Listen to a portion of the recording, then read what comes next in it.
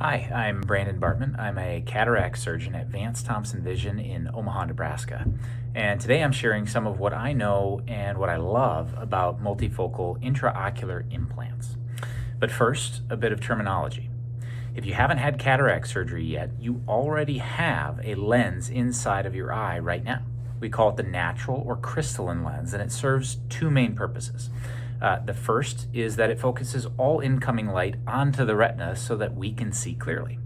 And the second is that it flexes to provide us with a seamless range of vision without having to think about it. Now, if you're watching this video on your phone or your computer screen through a pair of reading glasses or bifocals, your lens of the eye has already started to wear out. And this can happen for years before a cataract occurs when the natural lens gets cloudy and harder to see through over time. So the solution to a cataract is to replace the cloudy, worn-out lens of the eye with a new one. Now, the very first implants in the mid-1900s were rudimentary and replaced only one of the functions. That was the clarity of the lens. An incredible amount of research and development has occurred and gone into the technology over the years. Now we have implants that beautifully restore not only the clarity of the lens, but also the range of vision you'd lost over the years. So how does it work? The natural lens of the eye, which flexed back and forth to change your focal point when you were younger, these implants can't yet move that way. So they accomplish this incredible feat of visual range by splitting the incoming light in creating multiple focal points within the eye. Simultaneously, objects both at distance and up close can be in focus. So what are the downsides to this type of implant? Well, when light is split into different focal patterns, patients will notice a varying degree of halos or rings around point sources of light when the ambient light is dim, such as when driving at night.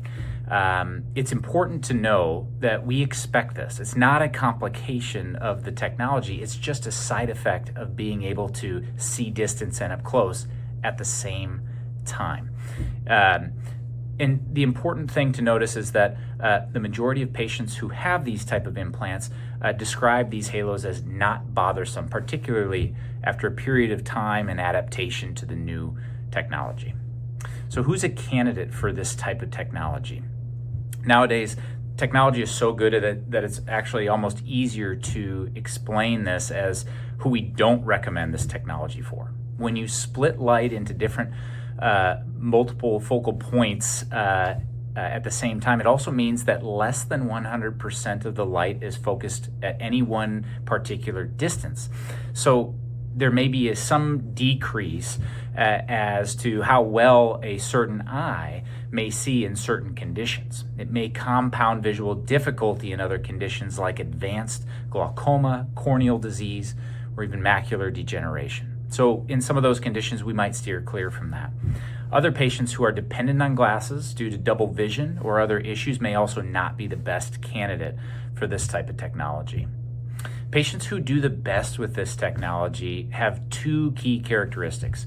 They're motivated by visual freedom from glasses and contacts, and they are patient with their brains as they adapt to looking through these brand new set of eyes. As with anything medical, it can take time to train your brain to use these new lenses. To help with expectation setting and healing and visual function after surgery, your doctor or surgeon may also use diagrams or even visual simulators to help show you what will be in focus and what halos will look like after certain types of implants before you even have surgery, like we do at our centers. Overall, today's multifocal intraocular implants are as good as they've ever been and have performed really beautifully and create some of our happiest patients. Thanks for watching.